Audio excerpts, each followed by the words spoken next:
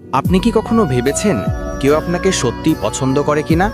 কিছু মানুষ সরাসরি বোঝায় না, আবার কিছু মানুষ মুখে যতটা ভদ্র মনে ততটা আগ্রহ দেখায়।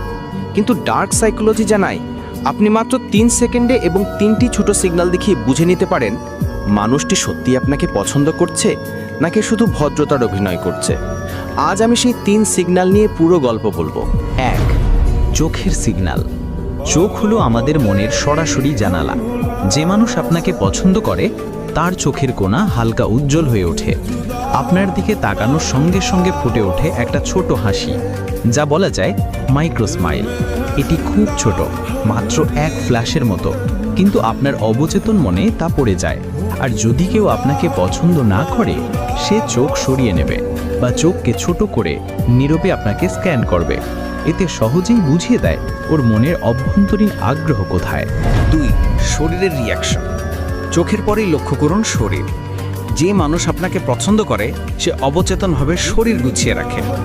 চুল বা জামা ঠিক করা, কাঁধ সোজা করা সবই ইঙ্গিত দেয় যে সে আপনাকে ভালো ছাপ দিতে চায়।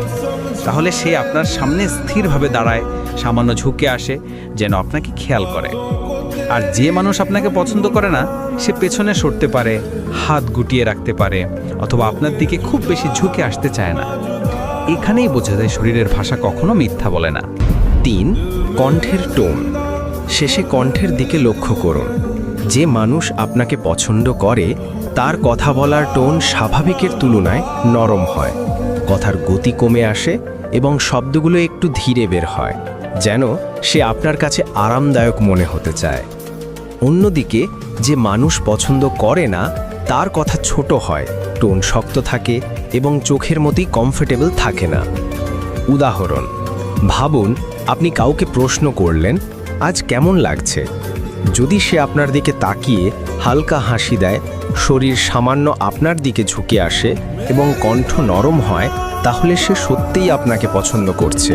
কিন্তু যদি চোখ সরিয়ে নেয়, পেছনে হেলান দিয়ে দাঁড়ায় এবং টোন শক্ত হয়, তাহলে ওর আগ্রহ কম।